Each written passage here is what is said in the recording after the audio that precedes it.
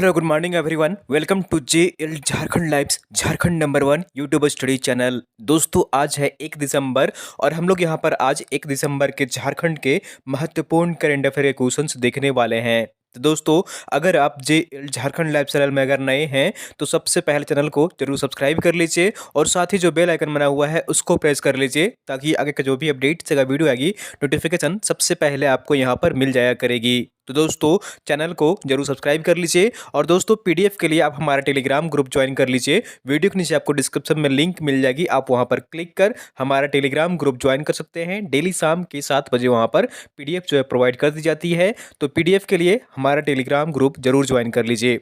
तो चलिए दोस्तों हम लोग यहाँ पर आज 1 दिसंबर के झारखंड के महत्वपूर्ण करेंट अफेयर के क्वेश्चन देखते हैं। तो यहाँ पर आज का पहला प्रश्न है, 38वीं सब जूनियर नेशनल तीरंदाजी प्रतियोगिता में ओवरऑल चैंपियन कौन सी टीम बनी है? इन टीमों में से कौन सी टीम है ऐसी जो 38वीं सब जूनियर नेशनल तीरंदाजी प्रतियोगिता में ओवरऑल चैंपियन बनी है? तो इसका सही आंसर जो होगा यहाँ पर ऑप्शन नंबर ए इज बिल्कुल सही आंसर रहेगा। झारखंड की टीम है। कौन सी टीम है? झारखंड की टीम है जो 38वीं सब जूनियर नेशनल तीरंदाजी प्रतियोगिता में ओवरऑल चैंपियन बनी है। तो ऑप्शन नंबर ए इज बिल्कुल सही आंसर हो जाएगा। चलिए हम लोग यहाँ पर सारी डिटेल्स में देख लेते हैं। तो महाराष्ट्र के अमरावती में आयोजित 38वीं सब जूनियर तीरंदाजी प्रतियोगिता में झारखंड को चैंपियनशिप का खिताब मिला है। टीम के खिलाड़ियों ने 4 स्वर्ण, 4 रजत और 1 कांस्य पदक अपने नाम किया है। ठीक है, कुल जो है टीम झारखंड के खिलाड़ियों ने 4 स्वर्ण पदक जीते हैं, 4 रजत पदक जीते हैं और 4 कांस्य पदक जीते हैं, सॉरी 1 कांस्य पदक जीते हैं।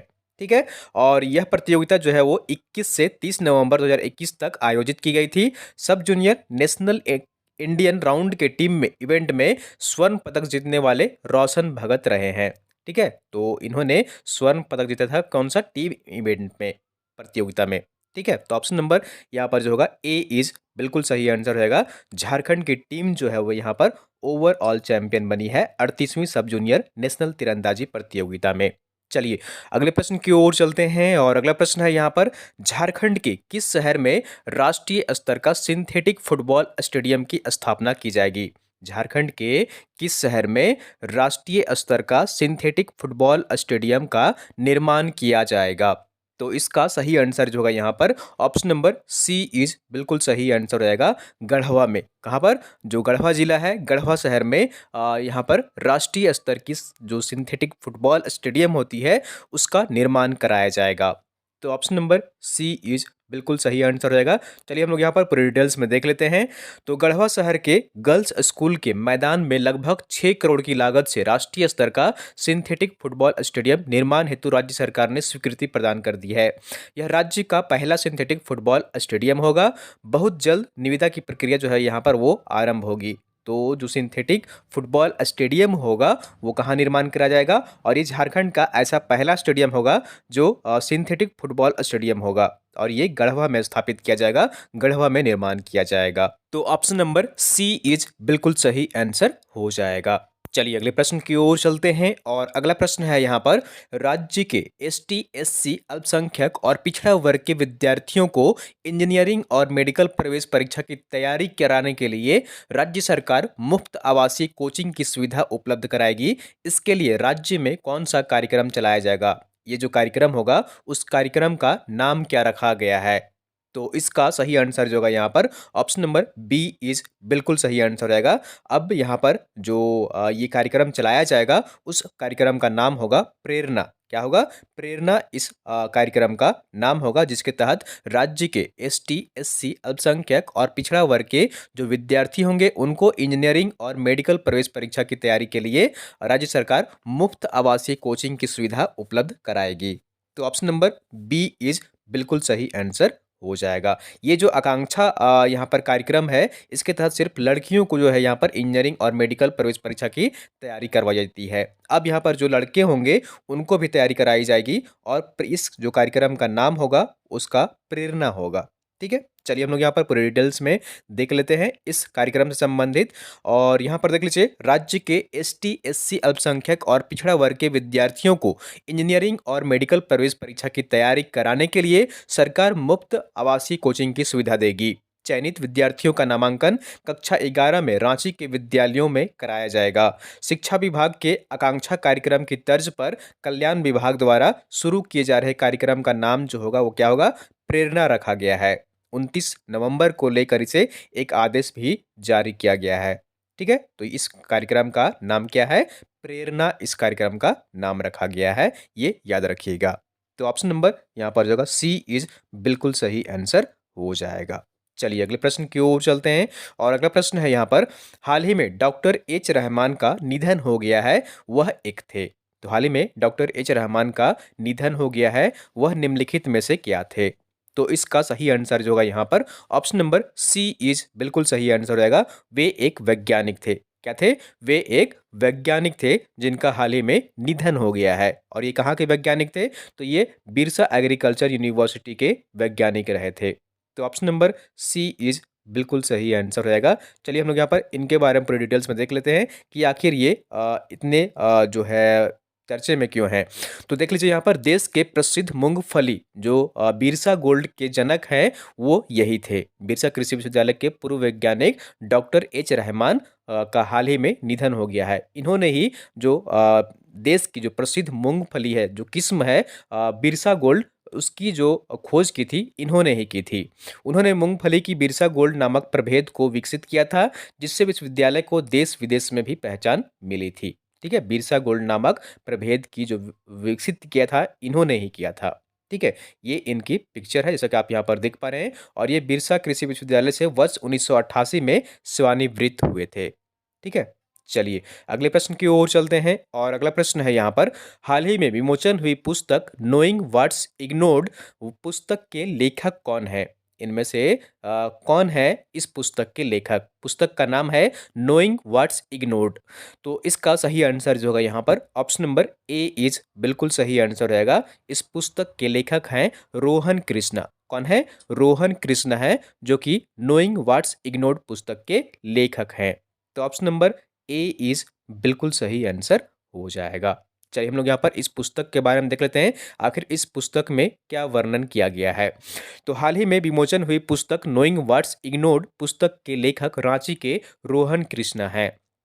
यह पुस्तक बैचलर डिग्री एमबीए की पढ़ाई कर रहे विद्यार्थियों के साथ साथ अब ऐसे अभ्यर्थी जो खुद में नेतृत्वकर्ता का गुण विकसित करना चाहते हैं उनके लिए ये पुस्तक जो है वो प्रभावी होगी। पुस्तक में मूल रूप से उन बिंदुओं पर चर्चा की गई है जो किसी भी कंपनी के कर्मी या व्यवसायी में होना चाहिए। व्यक्ति कैसे अपने इनोवेटिव स्टाइल से काम कर सकता है और गलत तौर तरीकों से बचते हुए खुद को बेहतर नेतृत्व करता है या फिर बन सकता है। इसके बारे में इस पुस्तक में पूरी तरह से वर्णन किया गया है। ये है पुस्तक और इसके जो लेखक हैं वो कौन है? रोहन कृष्णा है जो कि रांची के हैं। तो ऑप्शन नंबर ए इज बिल्कुल सही आंसर हो जाएगा। चलिए अगले प्रश्न की ओर चलते हैं और अगला प्रश्न है यहाँ पर, हाल ही में किस कथाकार को आनंद सागर स्मृति कथाक्रम सम्मान प्रदान किया गया है? ठीक है, तो हाल ही में किस कथाकार को आनंद सागर स्मृति कथाक्रम सम्मान प्रदान किया गया है? तो इसका सही आंसर जो होगा यहाँ पर ऑप्शन नंबर बी इज बिल्कुल सही आंसर रहेगा। ये है पंकज मिश्र। कौन है? पंकज मिश्र हैं जिनको कि हाल ही में आनंद सागर स्मृति कथाक्रम सम्मान प्रदान किया गया है। तो ऑप्शन नंबर बी इज बिल्कुल सही आंसर हो जाएगा। तो चलिए हम लोग यहाँ पर पूरे डिटेल्स में देख लेते हैं। तो कथाकार पंकज मिश्र को 29 नवंबर 2021 को आनंद सागर स्मृति कथाक्रम सम्मान प्रदान किया गया है। उन्हें यह सम्मान लखनऊ में 29वीं कथाक्रम सम्मान समारोह में दिया गया है। ठीक है, ये जो कार्यक्रम आयोजित की गई थी वो कहाँ की गई थी? लखनऊ में की गई थी और वहीं पर उनको ये जो पुरस्कार है, अवार्ड है, प्रदान किया गया है, जैसा कि आप यहाँ पर पिक्चर में देख पा रहे हैं। चलिए अगले प्रश्न की ओर चलते हैं और अगला प्रश्न है यहाँ पर, हाल ही में भुवनेश्वर में संपन्न 25 से 28 नवंबर तक 11वीं ओपन नेशनल कराटे चैंपियनशिप में झारखंड की कराटे की जो टीम थी ओवरऑल कौन सा स्थान इन्होंने प्राप्त किया है? झारखंड की टीम ने 11वीं ओपन नेशनल कराटे चैंपियनशिप में कौन सा स्थान प्राप्त किया है? तो इसका सही आंसर जो होगा यहाँ पर ऑप्शन नंबर सी इज बिल्कुल सही आंसर हो जाएगा। तीसरा स्थान प्राप्त किया है। कौन सा स्थान प्राप्त किया है? तीसरा स्थान। तो ऑप्शन नंबर सी इज बिल्कुल सही आंसर हो जाएगा। तो यहाँ पर देख लीजिए, हाल ही में संपन्न 25 से 28 नवंबर तक भुवनेश्वर में आयोजित यहाँ पर 11वीं ओपन नेशनल कराटे चैंपियनशिप में झारखंड कराटे टीम जो है वो ओवरऑल तीसरा स्थान प्राप्त की है। पहले स्थान पर जो टीम रही है वो उड़ीसा की टीम रही है, दूसरे स्थान पर आंध्र प्रदेश की टीम रही है। और इस प्रतियोगिता में झारखंड के जो प्रतिभागी थे, खिलाड़ी थे, उन्होंने कुल 20 पदक जीते हैं और इस तरह से झारखंड ओवरऑल तीसरे पायदान पर रहा है। तो ऑप्शन नंबर सी इज बिल्कुल सही आंसर हो जाएगा। चलिए अगले प्रश्न की ओर चलते हैं और हम लोग यहाँ पर आंसर ऑफ द डे देख लेते हैं। पिछले वीडियो में आपसे प्रश्न जो पूछा गया था वो प्रश्न था यहाँ पर कि झारखंड के किस कॉलेज को राष्ट्रीय स्तर पर ग्रीन चैंपियन अवार्ड प्रदान किया गया है। झारखंड के किस कॉलेज को राष्ट्रीय स्तर पर ग्रीन चैंपियन अवार्ड प्रदान किया गया है। तो इसका सही आंसर जो होगा यहाँ पर ऑप्शन नंबर बी इज बिल्कुल सही आंसर हो जाएगा। साहेबगंज कॉलेज को, किस कॉलेज को, साहेबगंज कॉलेज को राष्ट्रीय स्तर पर ग्रीन चैंपियन अवार्ड प्रदान किया गया है। चलिए हम लोग यहाँ पर पूरी डिटेल्स में देख लेते हैं। तो झारखंड के साहेबगंज कॉलेज को राष्ट्रीय स्तर पर ग्रीन चैंपियन अवार्ड प्रदान किया गया है, जैसा कि आप यहाँ पर देख पा रहे हैं। चलिए अगले प्रश्न की ओर चलते हैं और क्वेश्चन ऑफ द डे है यहाँ पर। इसका सही आंसर कमेंट करके आपको कमेंट बॉक्स में बताना है। प्रश्न है यहाँ पर, हाल ही में नीति आयोग द्वारा जारी सस्टेनेबल डेवलपमेंट गोल रिपोर्ट में झारखंड कितने नंबर पर रहा है। सस्टेनेबल डेवलपमेंट गोल रिपोर्ट में झारखंड कितने पोजीशन पर रहा है, कितने स्थान पर रहा है। चार ऑप्शन है आपका यहाँ पर, 28वां, 27वां, 26वां या फिर 25वां।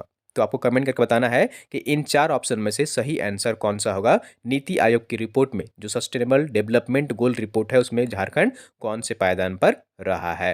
तो इसका सही आंसर कमेंट करने की कोशिश करिएगा दोस्तों कमेंट बॉक्स में। और ये थी यहाँ पर आज की झारखंड की महत्वपूर्ण करंट अफेयर क्वेश्चंस। उम्मीद करता हूँ आपको वीडियो पसंद आई होगी, जरूर लाइक करिए। चैनल को सब्सक्राइब नहीं किए हैं, सब्सक्राइब कर लीजिए और वीडियो को आप लोग अपने दोस्तों के साथ अधिक से अधिक शेयर कर दिया करिए ताकि अन्य लोग भी यहाँ पर जुड़ सकें और सारी जानकारी पा सकें।